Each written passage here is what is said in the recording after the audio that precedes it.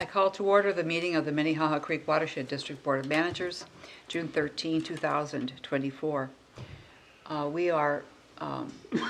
Manager Maxwell is attending remotely, so we will be using the roll call for votes and attendance. And with that in mind, let me call attendance. Manager Sando. I think I just need you to say here, Steve. Here. Manager Hajmati. Present. Manager Miller. Here. Manager Maxwell. Here. Manager Loftus is absent. Manager Olson. Here. And Sherry White is here. Here.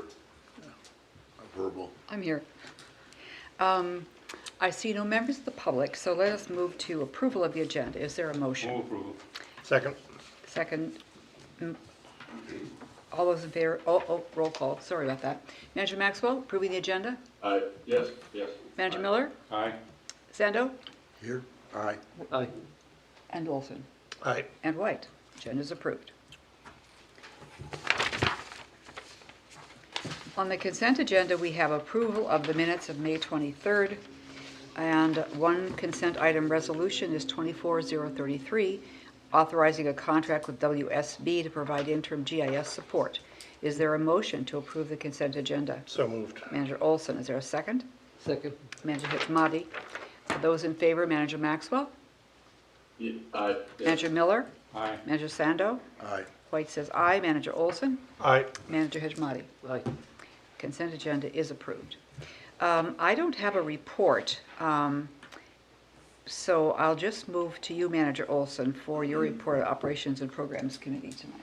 Yes, Operations Program Committee tonight saw a presentation on possible land acquisition opportunities that might be available along the corridor between Lake Minnetonka and the falls, and we are going to, over the next several years, discuss strategic projects that would may or may not require us to procure land. So we wanted, as the board requested, an analysis of what that property looks like, whether it's public, private, or a mix, and we were able to identify the characteristic of all the land around the creek. So it was a very well done presentation. Thank you. Thank you. Any other meetings or, of course, you all attended the field trip. I'll take comments. I want to thank Samantha and Key Lee for the excellent job they did. And I wanted to go in the record of the tour and just superb planning and execution, fun times, excuse me, 6 Mile Preserve and Wasserman Lake. So very good to the staff and the people that cleaned up afterwards as well. Thank you very much. Yeah, I was going to say you could not have picked a better day. What a tremendous cooperation we had with the weather. And the comments I had from the entire staff, I've had 3 people reach out and try to get connected with via LinkedIn, and all kinds of nice conversations that I'll be carrying on with those folks. So it was a great opportunity to meet and greet those great citizens that are on our committee. Thank you. Anything to add? I'm sorry I missed it. Sounded like it was a wonderful thing. Upcoming meeting schedule includes our standard meeting and committee schedule, but also we have the Watershed Summer Tour, June 25-6. Manager Loftus will be the liaison for the July 16th CAC committee meeting, and Minnesota Watershed's quarterly meeting. Manager Sando had been assigned. He is fortunate enough to be on vacation then. So Manager Hajmati may serve as a backup, and if you can't make it, I'd be happy to step in. Okay. Yeah, I may be going on vacation that week. Mhm. And if I am, then I'll let you know. Okay, thank you. Okay. So we got that covered. All right. Let's move to item 11.1, Resolution 24034. Ms. Moran, authorization to distribute plan amendment, and so on.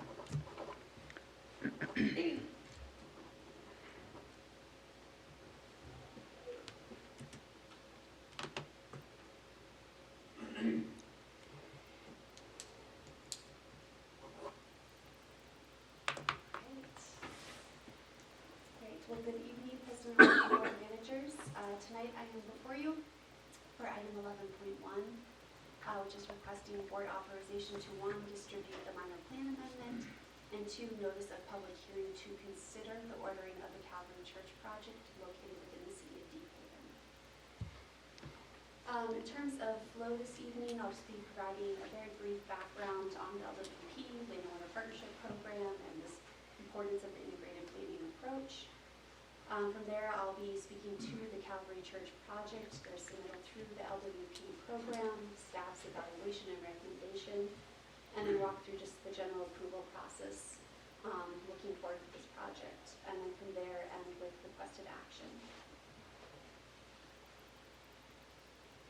So since adopting our balanced urban ecology policy back in 2014, and of course building that into our 2017 watershed management plan, really around this idea of integrated planning, the district outlined in that plan its intention to remain responsive to opportunities created through land use change to really complement our focal geography approach. And so in our 2017 plan, we broadly framed this responsive approach, and last year on November 27th, the Board of Managers adopted the Land and Water Partnership Program, really to create that framework for how do we identify and advance these partnership opportunities. And this program really allows us to focus on building relationships and deepening our relationships with our partners, as well as really changing behaviors of our partners to really encourage them to come to us early for better coordination and co-development of projects that really benefit our thriving communities within the watershed. And to accomplish this, our LWP program was designed to provide both technical and financial resources to these partner-led projects that provide that significant regional water resource benefit. And so, of course, the goals of the program are to increase that early coordination and integration of land use and water planning. We also want to make sure that we're leveraging opportunities created through those land use change to improve water resources. We want to make sure that we're always providing that service and value to our communities across our entire watershed. And of course, we're going to be continuing to operate the program that supports our principles of both focus and flexibility to really support these creative partnerships. And so the program, has an orderly process for our partners to coordinate early with us during that concept development phase, so that we can prioritize projects that would be integrated into our own budgeting process at the district, as well as our own CIP for funding. And so this program has 2 annual submittal deadlines, February 1 and April 1, for requesting support for project implementation or feasibility work respectively.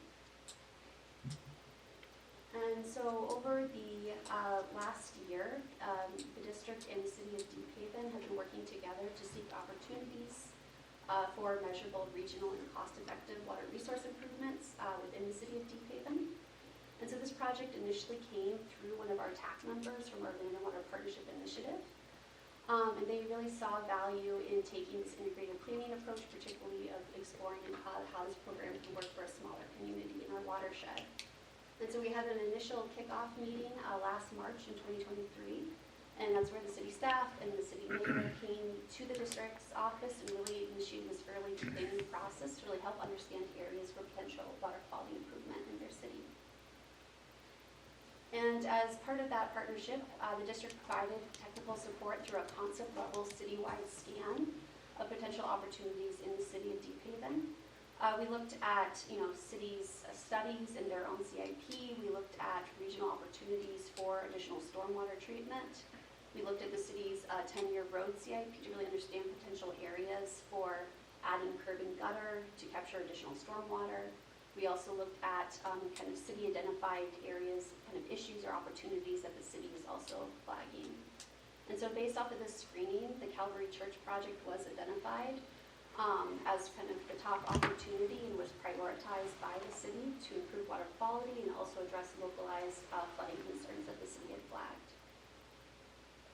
And this project recommended an underground infiltration system, and as you can see here on the screen, based off of that concept, high-level screening for potential opportunities across the city that we looked at, the Calvary Church, was estimated to provide the highest water quality benefit across all of those opportunities.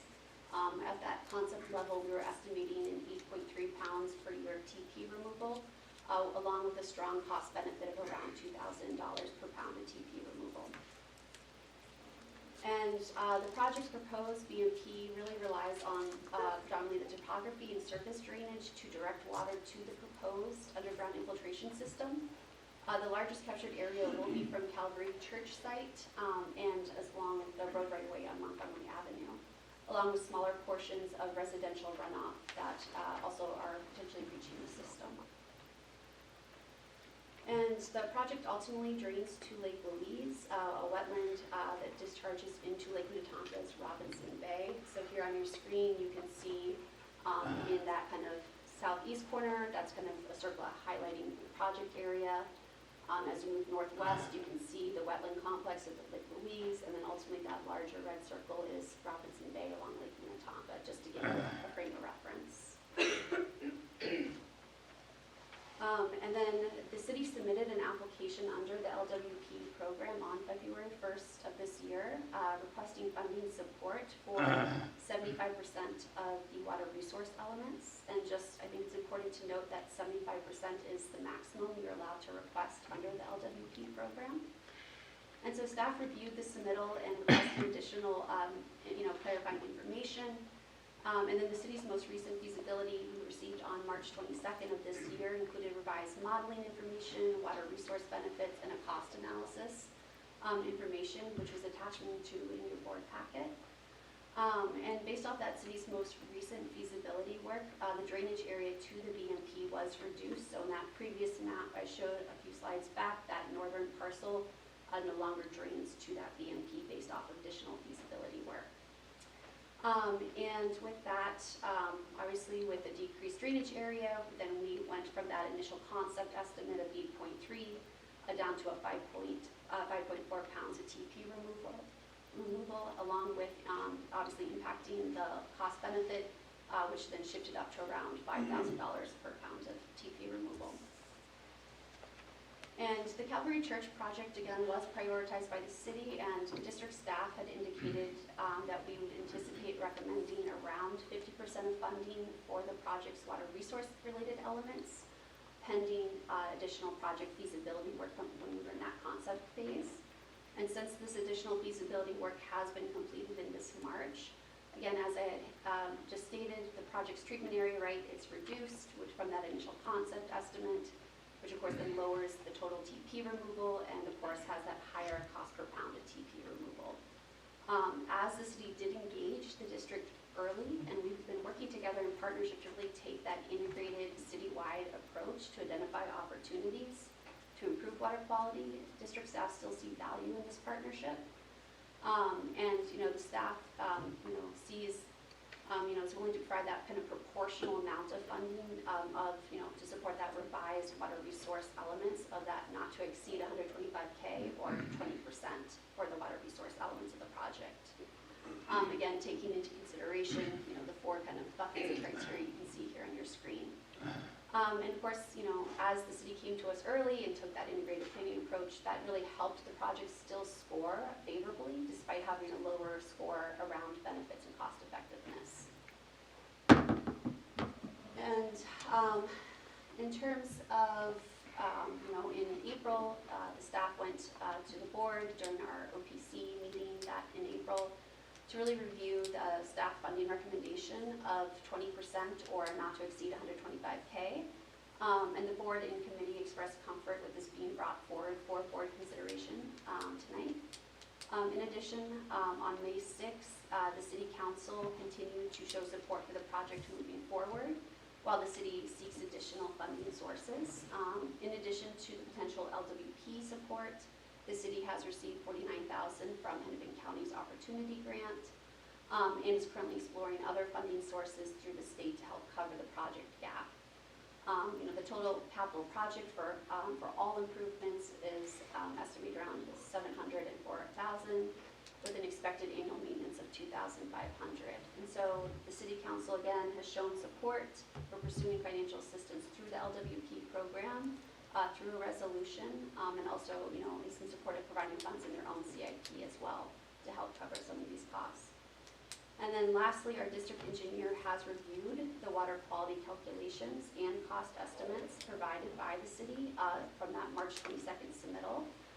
and found the estimates for the project to be reasonable, and that is documented in attachment 3 of your board packet. The district engineer really just identified that, based off of available data, the implementation of this underground infiltration system for the church is feasible. And although the proposed project is designed primarily to treat runoff from Calvary Church, the city has demonstrated the project has favorable cost benefit compared to other project opportunities across the city. And the cost benefit is still generally within an acceptable range based off of the district engineer's experience. And in your packet, the resolution 24-034 outlines how the district may not commit levy funds to a project until it's been integrated into our 2017 watershed management plan, including provided for a public hearing. We can share we consider the views of the district engineer, staff, and public, and also formally order the project. In addition, the district funding would be contingent on the board's approval of an agreement with the city of Deep Haven establishing terms and conditions for the use of the funds. And so if the resolution is approved tonight, it would first distribute the proposed minor plan amendment to the district's 2017 watershed management plan, which you can see that language in attachment 4 of your packet, for a review of our agencies and interested parties. And then 2, also notice a public hearing to consider the ordering of Calvary Church project.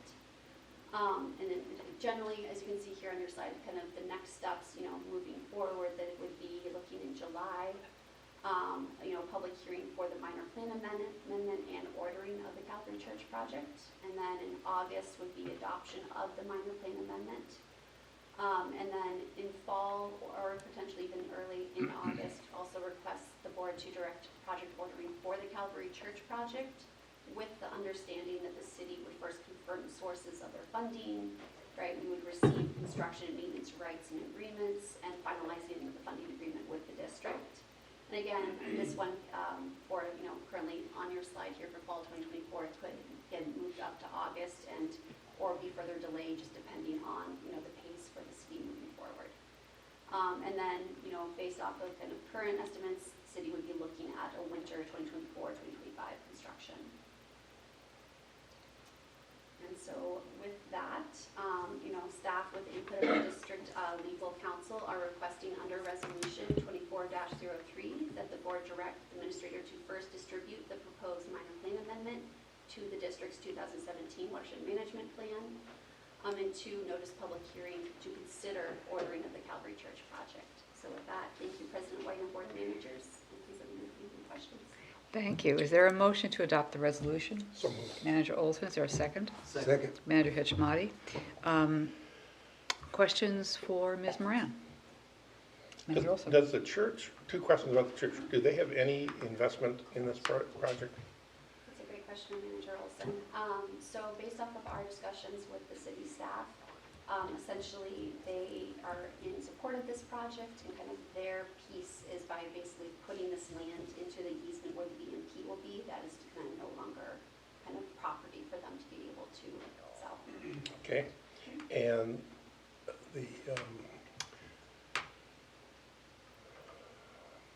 okay, I think that's fine, thank you. Anything else? I have one question. Manager President Maxwell. White. The $2,500 a year, $2,500 a year for maintenance, is that solely the watershed district's responsibility, or is that split between the city? That would be discussed with the funding agreement, but again, we would assume that would be something from the city side. Okay, all right, thank you. Thank you. Are we ready to vote? Manager Hitchmati. Aye. Olson. Aye. Sando. Aye. Miller. Aye. Maxwell. Aye. And White votes aye. Thank you, Ms. Moran. Thank you.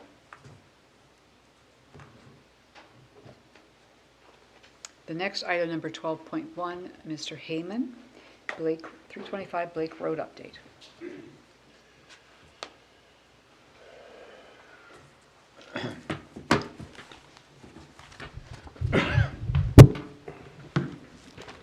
Good evening, Madam Chair, managers. Before you this evening with a brief update on 325 Blake Road.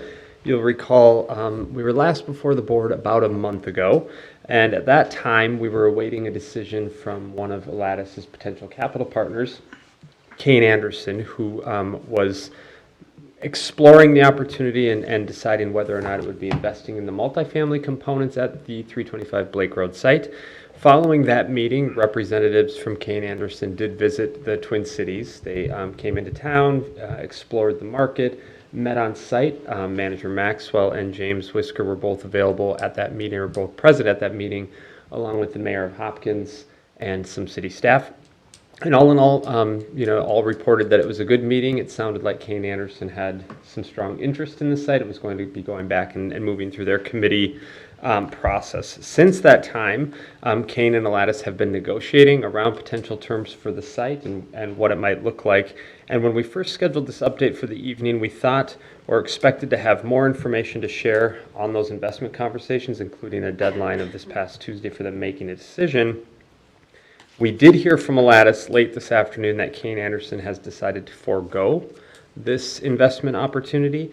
And so unfortunately, we didn't get much in the way of details or next steps, as that info just came in about 4 o'clock this afternoon.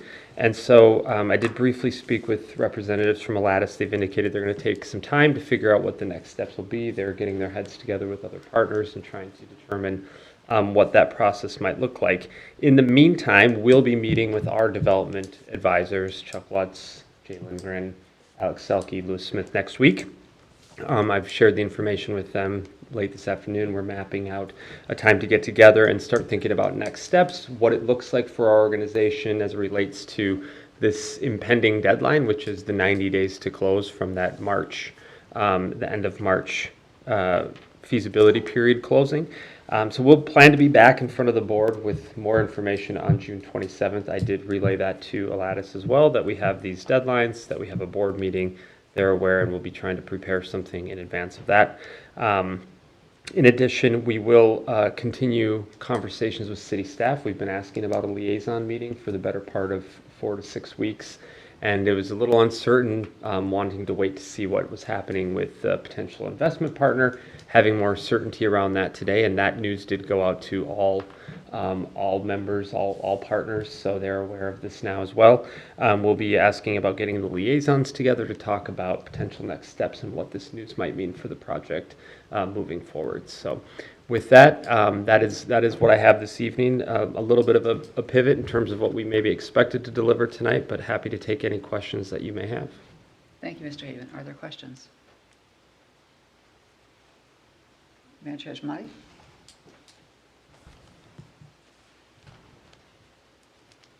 Contingency plans? Manager Hajmati, managers, are you asking if we have any? Manager Hajmati, managers. Yeah, we have been working in the background with both our development advisors as well as just internally, even with our design team for our portion of the project, and what there are a variety of different avenues this could go, and so we certainly have been planning for a variety of scenarios, this being one of them. But we'll be looking to, I think, most importantly, understand where the city is at, and wanting to know what they're thinking, as well as understanding where our development partner, Lattice, is at, coming, with this news coming to them. Previously, they'd communicated that, they were sort of at the end of their rope in terms of finding a capital partner. That wasn't communicated today. They've voiced optimism that they think they can find, that the market is there and they can find a capital partner, but we're running up against some deadlines and some other steps that we need to plan for. They might be able to find another partner. Capital. They might be able to find another capital funding source. Yes, sir. So continued conversations next week with them, but as well as with our partners at the city and our internal development advisors, and report back on a variety of potential next steps to the board on the 27th. Thank you. Mr. Whisker? Mike, you may have mentioned it, but as Lattice pivots to secure a second capital partner, in what time frame would they have to do that within the time to close of the purchase and sale agreement as it's currently drafted? Yeah, James and Chair White and managers, we have about 17 days. So, there was a 90-day, from the end of the feasibility period, which was March 31st, there was a 90-day condition to close, or time to get to close. We have been talking, or I should say, we've been requesting input from Lattice as to whether extensions, amendments, schedule, those things need to be sorted out. over the last few weeks. And I think everything was sort of waiting to see where this potential investment partner landed. So we have a very short time window, and we'll be meeting with Alex Selke to discuss some of that over the next few days and understand what that all means for the district and its potential contingencies.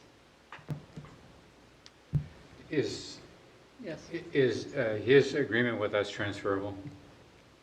Can he transfer it to somebody else? Manager Miller, managers, I do not believe so. Hmm? I do not believe so.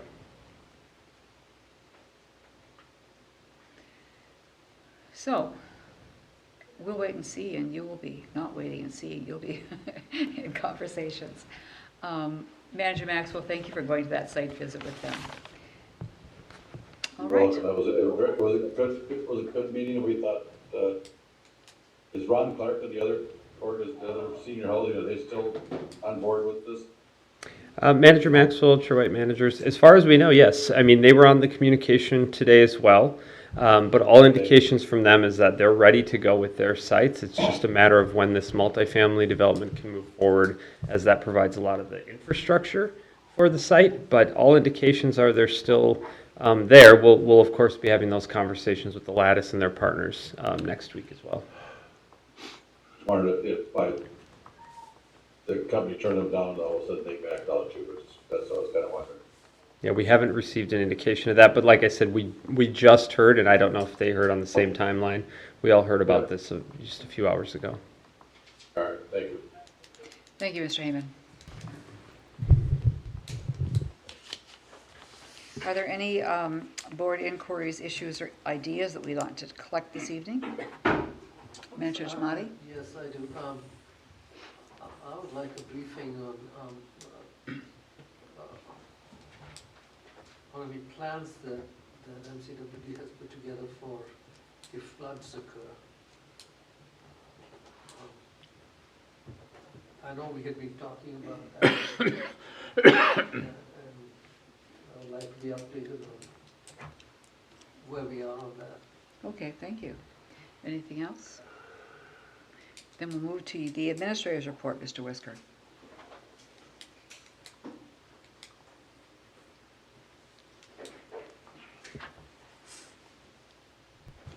Thank you, President White and Board of Managers. Continues to rain, so we'll lead off with a water level report.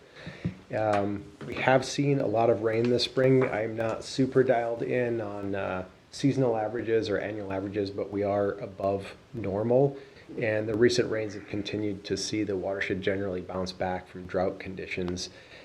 Just in terms of a current snapshot for water levels, Lake Minnetonka is about 1/10 of a foot above ordinary high water, so it's at 929.55. The dam's in zone 4, releasing about 150 cubic feet per second to try and draw down gradually towards OHW to preserve storage for future rainfall events. Down at Hiawatha, creek peaked overnight up maybe around 180 from some rain that was received down there, where it started to recede and it's back down 160 cubic feet per second, which is well within the range of normal and close to paddleable, depending on your tolerance for risk. I think Manager Sando's game to jump in at higher rates than that. And then we do have rain in the forecast. There's a pretty big rainstorm event this weekend. Maybe Saturday we're going to get about 1 inch. It looks like different chances of rain throughout all of next week, maybe up to 1.3 inches next week. So it's going to be a wet weekend, maybe a wet coming 7 days. If we do get 1 inch of rain that's forecasted this weekend, it's some high degree of certainty around that. Could see the creek jump up around 250 CFS, which isn't unmanageable. We'll probably see the lake come up a little bit as well, but right now the tributaries are fairly dry. There's quite a bit of storage in the upper watershed, so should be able to make it our way through the next week without any foreseeable problems.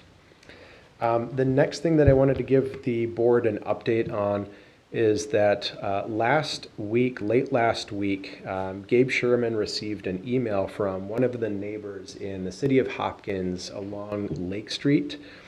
nearby the Nature Play parcel for 325 Blake Road. They'd sent Gabe an email saying that they were concerned that we had, the watershed district had removed trees that were going to be integral to the design for the Nature Play site. Conscientious Gabe forwarded that email to Mike that evening, and Mike drove from his spot up in Rogers down to Cottageville Park about 10:30 at night to get eyes on the site to figure out what was going on. Called me around 11 and said our trees that were on site, a couple of large 100-plus-year-old oak trees, were gone and chopped up into logs on the parcel, and there were some cones out in the street. So we had a late-night conference call about that, the three of us. Encouraged Gabe to get out on site as early as possible. So he was there about 5 o'clock in the morning to make sure that nobody came back and took their remaining trees, and that we could find out how it happened and who did it. Neighbors that had emailed Gabe came out. I believe one of the neighbors might even be an employee of the city of Hopkins, and let us know that they thought it was the city because they'd seen city vehicles out there. In a phone call with the city later that day, we did confirm that the city forester accessed the property, thought the trees were diseased or dying, and had removed them, not knowing that it wasn't city land. So I did receive a call from, I've traded voicemails with the city manager, and we'll be taking next steps to communicate our concern and I think general frustration that happened. Obviously they're integral to the Nature Play site, so we'll have to think about if it calls for any small or large shifts in the design and the programming for that piece of property, and what we can do with the city to I guess compensate for the loss of these trees. I've talked to a few board managers over the last week, so some of you already have this information, but wanted to put it out there on the record and see if there's any thoughts or questions about that. I do, but I'm not going to say them in public. Yes, it's part of my difficulty too. It's very disappointing that working with the city as a team, that it's inconceivable that they would make a decision to come on our land and cut our trees down. I would assume that we would communicate to the city in the form of a letter that how disappointed we are and how imprudent that decision was. And then I would like to also make sure that we pursue some sort of compensation for engineering work, engineering changes, tree planting, giant spade replacement, something that, anything that is involved as an impact to lessen the value of our property because of what they did. I understand there are rules in the state of Minnesota that when cities come onto private land or public land that's owned by somebody else, that they are liable for replacing or funding whatever it takes to get it back. The other thing that, you know, when you look at a partnership like that, it's got to be made very clear that everybody in that community should be aware of what's going on. So I would advise that we send a letter to all of the folks so that the city staff and the city council get the same communication. I would not like to think that something's being filtered to either one of those two organizations. So if you wouldn't mind making sure everybody's copied, that'd be great. Yeah. Thank you. I think we'd definitely be in, like I said, the city manager reached out. We heard from community development staff that, you know, obviously it was a mistake. I think that they share the board's concern or taking a level of ownership. We'll be sure to communicate clearly, and I think be in conversations with city and city staff about what we can do to make things right. Okay. When a large maple came down in my yard, I cried, and I didn't cry over these oak trees, but it makes me really sad because they were gorgeous big trees. Yes, they were. I've had some phone tag with the mayor, and it might be about this. So I think they'll have staff conversations. Maybe I'll connect with the mayor, and we'll see where things stand. Sounds good. And we'll report back to the board, of course, at the next meeting. Thank you. a couple of other things. Some of you are around for this, but back in, I don't know when, I want to say 2007 maybe, we developed a partnership with Duke Realty at the site that's now known as West End. It used to be the Novartis MedTech warehouse, a 37-acre commercial property that's since been redeveloped into the West End mixed-use retail and office complex. And we work with St. Louis Park, also a portion of Golden Valley, and Duke Realty to integrate low-impact development stormwater management techniques into the site. And really the workhorse for the site from a stormwater perspective were these large underground chambers. And working together on the design of those, we were able to achieve a large-scale infiltration gallery that removed about 62 acre-feet of runoff from the system in terms of a volume basis each year, and 47 pounds of phosphorus annually each year.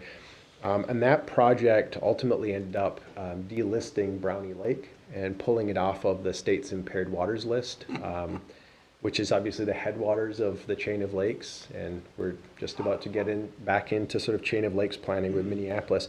There were other peripheral stormwater management practices. There were some slot drains. So if you walk through some of the mall areas that connect the site, the pedestrian mall areas, they're fairly innocuous, but on the floor along the pavers, there's these steel slots that get watered down into sand filters in some of the underground storage. And then tucked away from public view, but part of office space, there was a small scale demonstration, about 1,000 plus square foot green roof. And we recently got contacted by Hempel, which is the new owner property manager for that particular piece of the development. And they'd indicated that the green roofs at the end of life, in fact, they'd had some issues with how it was designed, installed, there's some leaking, some roof damage, and they've gone ahead and removed that and replaced some of the roof and are leasing up the space. And because of our involvement, the green roof sits underneath a declaration that is recorded against the title of the property. So Hempel reached out as conscientious property managers and said, you know, what can we do? We have looked at, with the district engineer in Hempel, what the function and value of that green roof would be, and it's fairly nominal. It was really a demonstration function, and how you might replace the volume of abstraction or that demonstration function within the property that they own and manage. And there really isn't an easy way to retrofit another stormwater piece into the developed landscape, and it wasn't really the central workhorse. Its purpose was demonstration. So our discussions with Hempel have started to turn towards how could you replace some of the demonstration value in function. And we've talked about integrating some interpretive signage into the highly trafficked, highly visible pedestrian areas that link the parking lot with the commercial retail space, and maybe working on a little bit of a shared media campaign with Twin Cities Business Journal or other kind of trade publications as well, because I think the office space, the retail and office space, about 80% leased right now, so there's an active push to get more, to fully lease up and get tenants. And also, while it's not new news, there's this sustainability thread and story around the delisting of Cedar. I think that there's some synergy and timeliness around that, since we're about to get into Minneapolis planning and we're actually starting to bake our test cookie with the Cedar Brownie Management Unit plan. So I'm giving the board a little bit of heads up because we're having some back and forth, and I think a next step would probably be bringing forward a resolution where we might authorize the amendment to the declaration to remove the green roof as liability against the property and trade for some of these other demonstration efforts that we could partner on with Hempel. I don't know anything about Hempel other than what I read in Finance and Commerce. And they're a suburban developer generally, but they've been buying up prime properties that are empty. And they're really doing some very clever stuff. They bought the LaSalle Plaza and putting pickleball courts in part of their, where Crave used to be and stuff like that. I think they're one of the most progressive developers that are currently involved right now. And I think we should do whatever we can to encourage it, because I think that they're going to be involved in a lot of projects. Right. Because they seem to have unlimited source, or they don't seem to be limited too much on funding, because they got apparently family funds, family office funds, and they're not going through the traditional brokerage firms and for mortgages and equity, et cetera. So I'd really encourage you to work with them to come up with something really clever. 'Cause I think we're going to see them in a lot of other projects that are distressed now, but they're taking over. Good to know, thank you. Yeah, if there's no concerns about that, we'll keep tracking that direction. I think there'll be a great timeliness if we could do some demonstration on site, but also get some positive press for both of us around the site, the partnership. It bodes well to be sort of talked about in those same circles with premier property managers and developers. That's a big part of our strategy with the Land and Water Partnership, and then also with the delisting of Brownie, I think that there's some serendipity there too. Which brings me to Minneapolis. Our Minneapolis liaisons, President White, Manager Miller, Manager Hedgemont, you already know because you're on the distribution email, but we have our second steering committee meeting with 3 council members, mayor's office, 3 park board commissioners, and staff leadership from those agencies set for July 23rd. I think it's a morning meeting that's going to be at Minneapolis City Hall. Basic agenda right now is we're going to be reviewing the either the direction that we're going with the proposals that have been submitted through the RFP, or reporting in on the selection, more likely the latter. We've received 3 proposals. The technical team, staff teams have met to review those with Gabe and Mike just yesterday. I think Gabe is planning on bringing a recommendation forward to the board. It would be our agency that selects and holds the contract for the feasibility study for those first 3 projects that would come forward to our board on July 11th. Samantha has been working on the second agenda item, which is really an outreach plan. At the first steering committee, we heard about the need for shared and joint communications and common messaging. I think it would be great if we had a name that we can all use consistently for the partnership, so some name and branding. I think park board commissioners referenced how instructive the maps were that we used and wanting the maps available for public consumption. So maybe there's a joint website that talks publicly about the partnership where all of the plans and documents and things live. So that'd be agenda item number 2. And then third, I mentioned we've been kicking around a preliminary draft management plan or management unit plan or strategy for the Cedar Brownie management unit. Beyond our initial projects, the cooperative agreement calls for a coordinated effort across the partners to do a long-range planning effort, breaking the chain of lakes into small management units by each lake. And we know that there are harmful algal blooms that have caught the attention of policymakers in Minneapolis for both Cedar and Nokomis that have caused some public health issues and some pet mortality.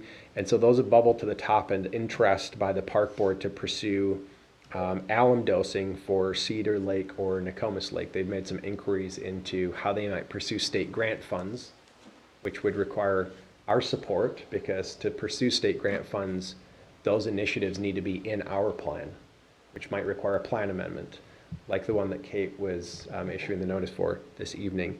And so that's bubbled to the top as a need, and we're looking at how we might be prepared for July 23rd to frame the internal alum dosing request that the park board's making in context of what are all of the other strategies that would need to be developed to sustainably move Cedar forward. And really the question for the steering committee on that will be, does this feel like a good and clear structure that we might use as a template for the other management plans so that we can advance all of them together? So a little bit of an update. We have a July 23rd steering committee meeting. We'll be reviewing consultant or consultant selection for the first 3 projects, looking at a outreach outline or plan, and reviewing a management strategy or a draft management unit plan for Cedar Brownie. I don't know if President White, Manager Miller, Manager Hedgemati, there's anything else that you have perspectives on or wish to share about the steering committee stuff? I'm really amazed that we've gotten as far as we are, and, Looking forward to it, yeah. support, good work. Yeah, we're excited. And then finally, Manager Hedgemati had asked about the flood action plan. I think that at least that's what we're calling it at a staff level. It's one component of our climate action framework is to pursue sort of a push button response if and when there's a flooding event or flood of record. What our role is, how do we coordinate dissemination of information, management of Grays Bay Dam, coordination of information with emergency managers and communicate that out to the public. Josh Wolf has taken the lead on that as the operator of Grays Bay Dam and a manager for project maintenance and land management. We've had a couple of scoping meetings with policy planning, who's overseeing the climate action framework, so Becky and Kate. That had tentatively been planned to be in front of the board either for discussion or recommendation for a contract or request for proposals. We're kind of working through exactly how to do it. End of June or early July. It's probably most likely July at this point. Would it be possible, especially in Edina, where the houses are right on the creek with no public plan, to figure out how to get notice to all, send them postcards that they can return their email address, so we can alert them about any event on the creek that would be a concern to them. Mm-hmm. I don't know if it's possible or not. Yeah. I wrote it down. Okay. I'll have to think about it, but I think that's a really good idea, Manager Miller. It could be one of the components of the flood action plan, but something that we don't need to wait for a plan for to implement. Right now, we have relaunched the community-facing communications regarding water levels and Grays Bay Dam operations. I think the board's automatically copied on those, so those are coming out in that MailChimp format that Samantha's briefed the board on, the relaunch of that as a communications platform for both our projects and water level updates and other things. And right now we can add people to that, and we've got, I think, a 700-person distribution list that includes elected officials, public officials like community development staff, public works leadership, emergency managers. There are residents that have subscribed to it, but they would need to know about it and seek the information, and that's on both sides of Grays Bay Dam, the lake and the creek.